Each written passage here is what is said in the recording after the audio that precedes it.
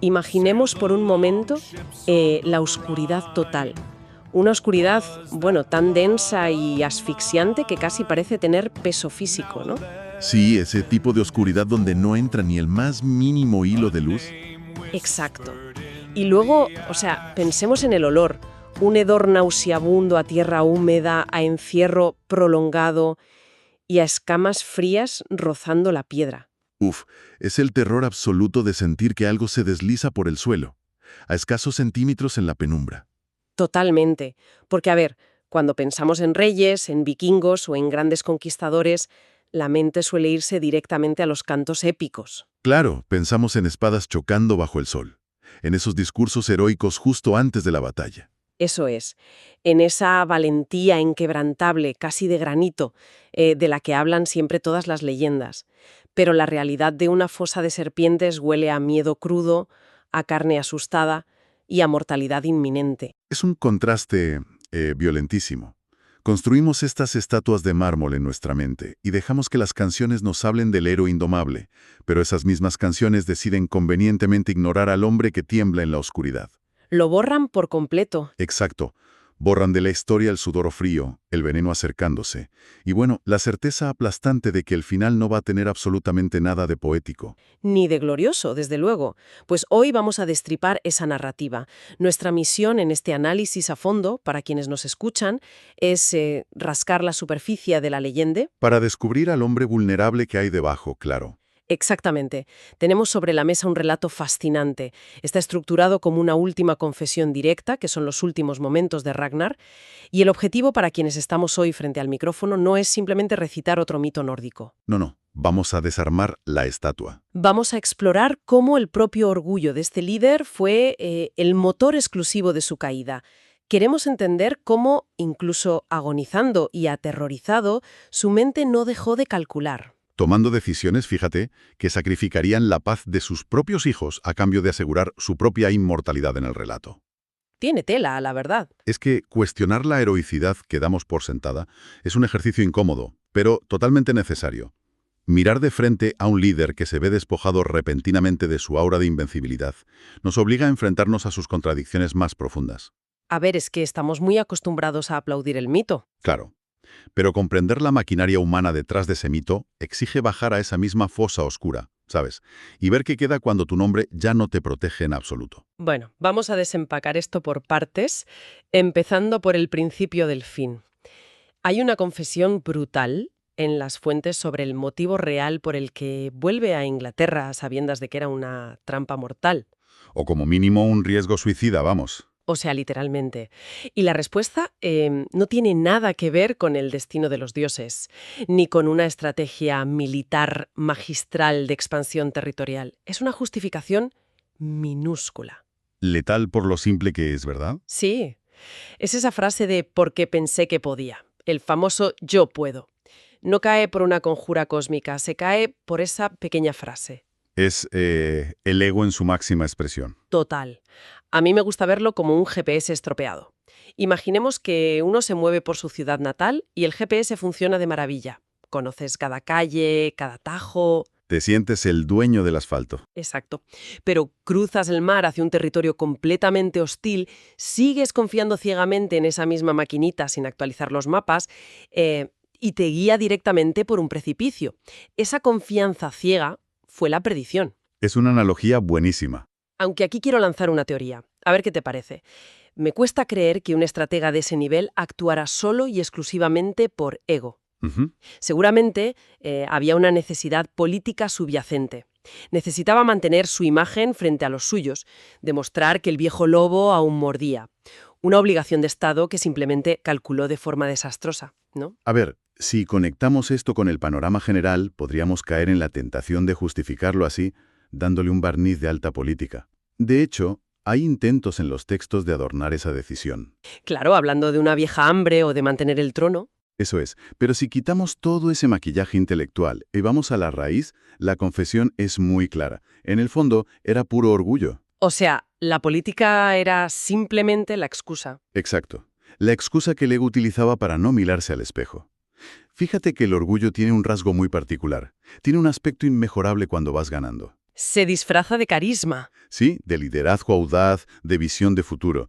Pero en el instante exacto en que la moneda cae del lado equivocado y pierdes, todo ese carisma se desvanece de golpe. Y el mundo entero lo reconoce instantáneamente por lo que siempre fue, ¿verdad? Simple y llana arrogancia. Tal cual. Y el choque contra la realidad ocurre precisamente en su captura. Cuando cae en manos del rey Aela de Northumbria, la primera reacción del gran líder no es el miedo a morir. No, que va. Es una rabia visceral, una indignación casi infantil, o sea, al darse cuenta de que su estatus de semidios no sirve absolutamente para nada en ese pedazo de tierra extranjera. El pánico real llega un instante después, cuando el cerebro procesa que la puerta de la celda no va a ser derribada por sus guerreros, y que el horizonte está completamente vacío de barcos con velas a rayas. ¿Qué momento más demoledor debe ser ese? Es que comprende que su propio nombre, un nombre que en sus tierras era suficiente para congelar aldeas enteras de terror, Y obligar a los monasterios a abrir sus puertas de par en par. pues allí, en ese momento, es solo un sonido vacío. Su principal moneda de cambio, que es su identidad, sufre una devaluación absoluta de la noche a la mañana. Claro, porque Ayla no quería simplemente cortarle la cabeza a un asaltante molesto. O sea, si tienes un problema con un enemigo normal, pues lo ejecutas y sigues con tu vida. Es lo más práctico. Pero Aya construye un escenario. Una fosa llena de víboras no es un método de ejecución eficiente, es una puesta en escena espectacular.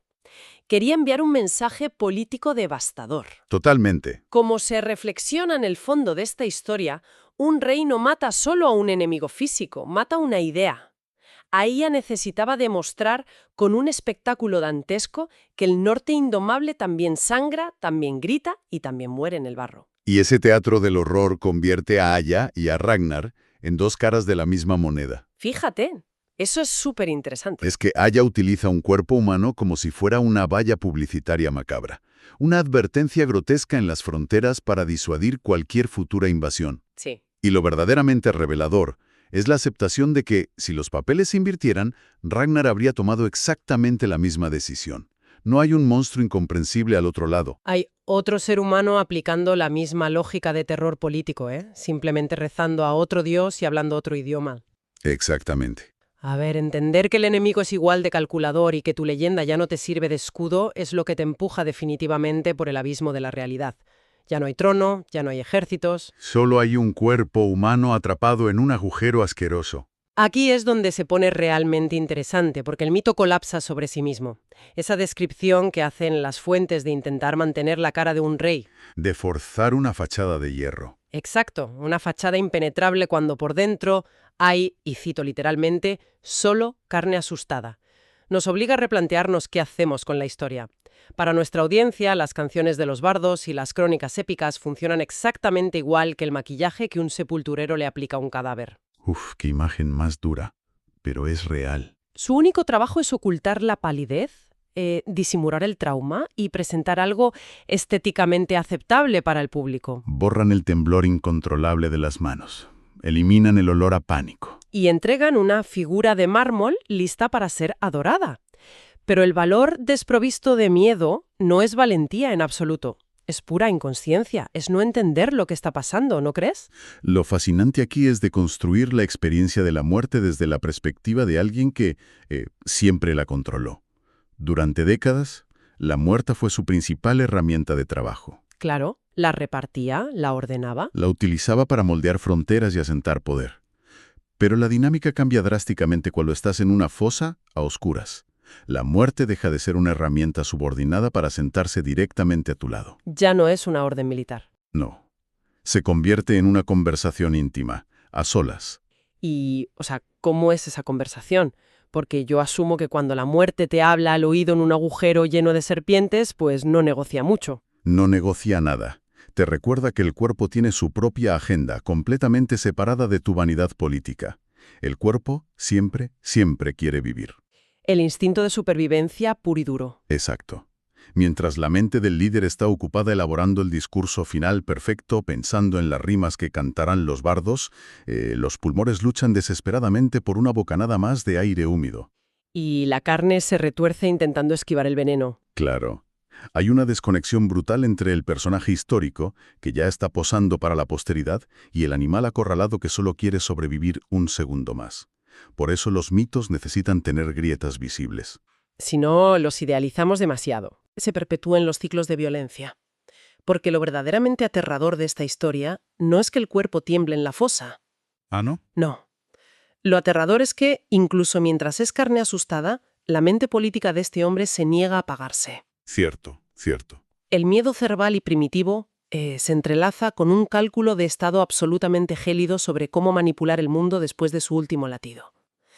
Y aquí llegamos a un punto clave, la famosa advertencia de los pequeños jabalíes. Ah, sí, la frase legendaria. La leyenda nos vende que gritó a los cuatro vientos que sus hijos, los pequeños jabalíes, gruñirían si supieran cómo estaba sufriendo el viejo.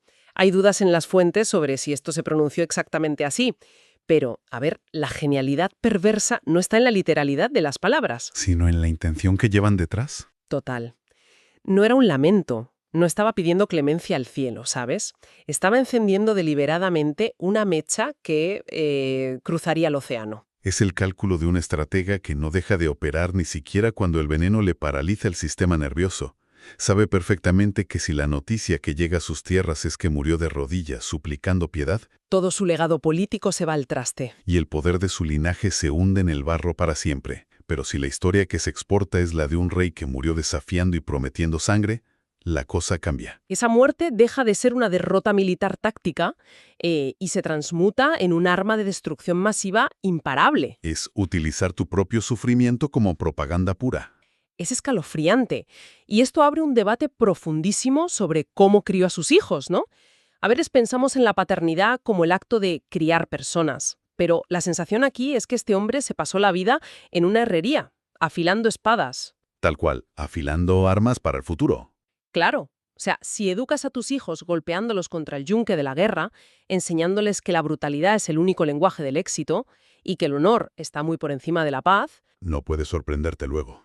pues no puedes llevarte las manos a la cabeza cuando, al soltarlos, arrasen con continentes enteros. La forma en que imagina la reacción de cada uno de sus hijos al enterarse de su ejecución es pura evaluación de artillería. Describe un arsenal a punto de detonar.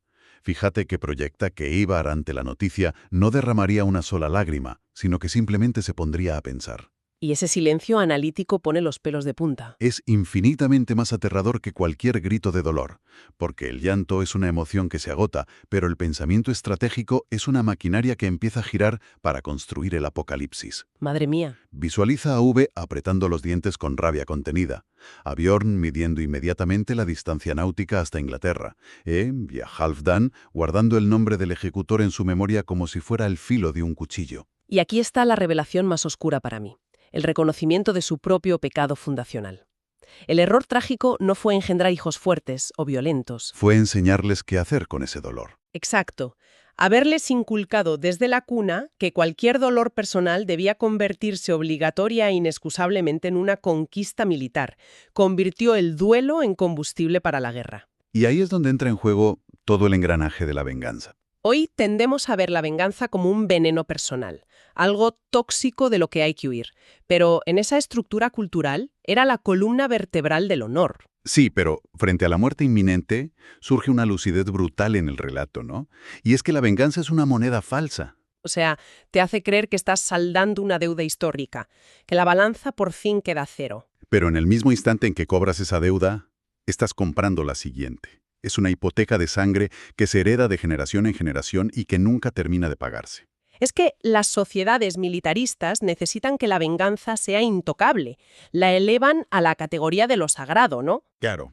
Y el mayor peligro de cualquier concepto, cuando se vuelve sagrado, es que, por definición, queda blindado contra cualquier debate racional. Nadie, en ese contexto histórico rodeado de guerreros, se habría atrevido a levantar la mano y decir: Bueno, chicos, quizá no deberíamos vengar al rey y simplemente vivir en paz. sería impensable. Lo que no se puede discutir es exactamente aquello que tiene el poder absoluto para diezmar a generaciones enteras sin encontrar jamás resistencia interna. Es un sacrificio humano a gran escala. Sacrifica la paz de su propia sangre, de sus propios hijos, porque la pregunta que flota en el aire es devastadora. Cuando la gran armada pagana se levanta, cuando cruzan el mar y ahogan Inglaterra en sangre, Sí. ¿fue un acto de puro amor filial hacia un padre asesinado? ¿O fue una ambición desmedida que ese mismo padre había programado en ellos durante años? Esto nos arrastra al verdadero clímax psicológico del relato, que es la autopsia de sus últimos pensamientos en la fosa. A ver, ¿cómo es esa secuencia? Primero, el instinto animal, que es respirar. Después, el control estoico, que es no gritar para no darle el placer al enemigo. Luego, el recuerdo fugaz de sus hijos. Pero finalmente, la mente se asienta en un pensamiento monstruoso y definitivo. ¿Cuál? Es la destilación pura de la tragedia de su existencia. El cálculo final es, si mi agonía es lo suficientemente espectacular y terrible, tal vez logre ser inmortal. Entonces, ¿qué significa todo esto para nuestra audiencia? Es el triunfo absoluto y aterrador de la ambición sobre cualquier rastro de humanidad genuina. Incluso agonizando quería ganar. Exacto.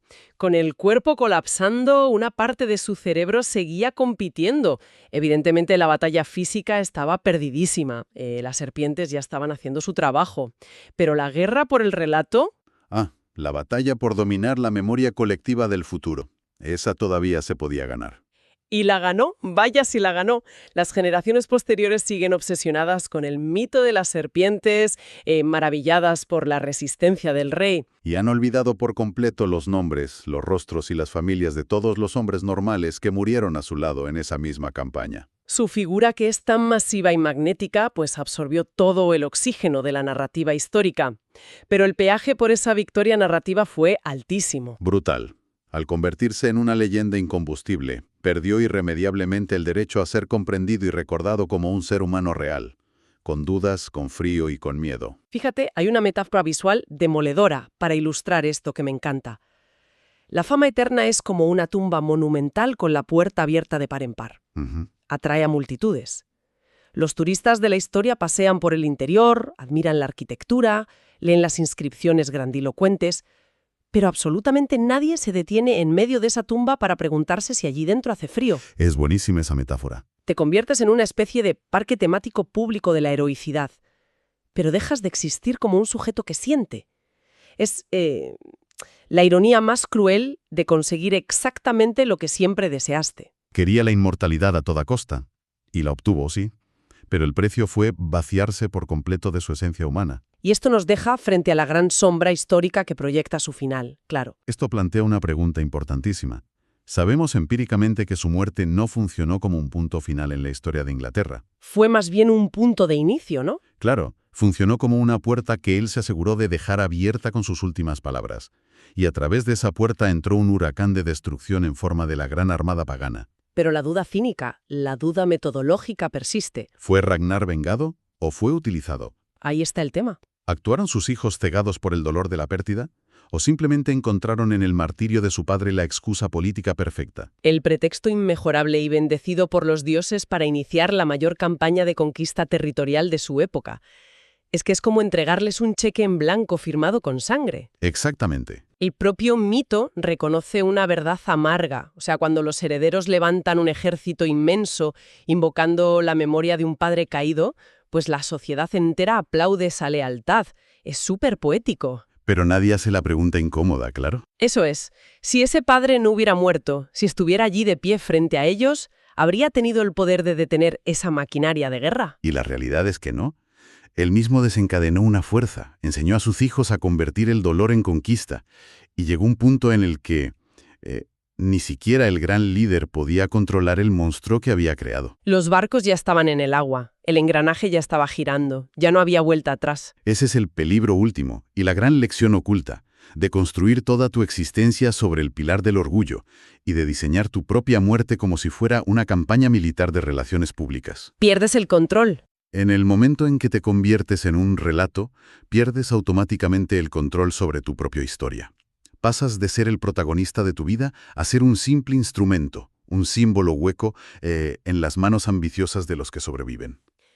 Menudo viaje a las profundidades de la psicología humana, de verdad. A ver, vamos a recoger un poco las piezas de todo esto.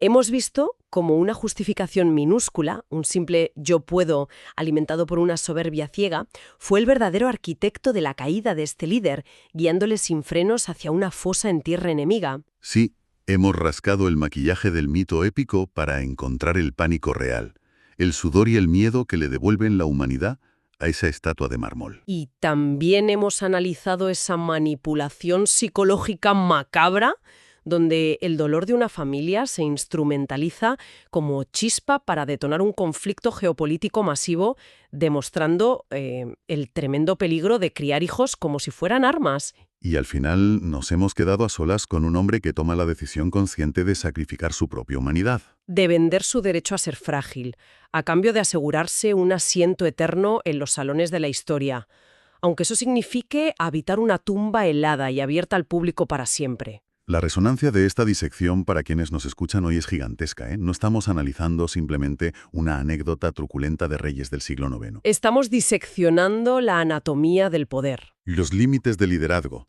y sobre todo la naturaleza tramposa de las narrativas que consumimos a diario.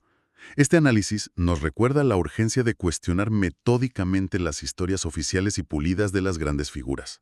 Tanto del pasado como del presente, ojo. Nos advierte con una claridad brutal sobre el peligro de glorificar el orgullo ciego y de aceptar la venganza o el conflicto como dinámicas institucionales, que llamábamos antes, sagradas e intocables. Totalmente, porque esas mismas herramientas de manipulación emocional, ese mismo uso de los mártires para justificar agendas ocultas, pues siguen moldeando e impulsando muchos de los conflictos que vemos en nuestro mundo actual. Nos obliga a afinar la mirada. A ignorar el ruido de las canciones épicas y los titulares grandilocuentes. La muerte de Ragnar fue transformada, en parte por él mismo y en parte por sus herederos, en una herramienta política, en un relato manipulable para justificar una invasión a gran escala.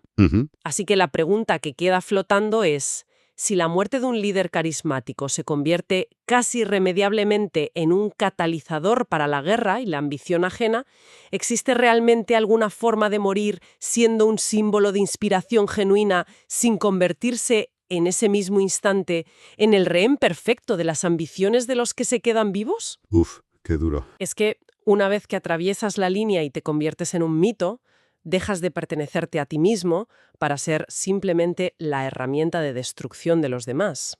Es un planteamiento que da auténtico vértigo, fíjate. Nos obliga a mirar cualquier leyenda y preguntarnos, ¿a quién está beneficiando realmente que nos creamos esta historia?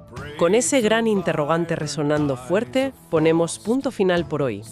Como siempre, muchísimas gracias por acompañarnos en este descenso a la oscuridad.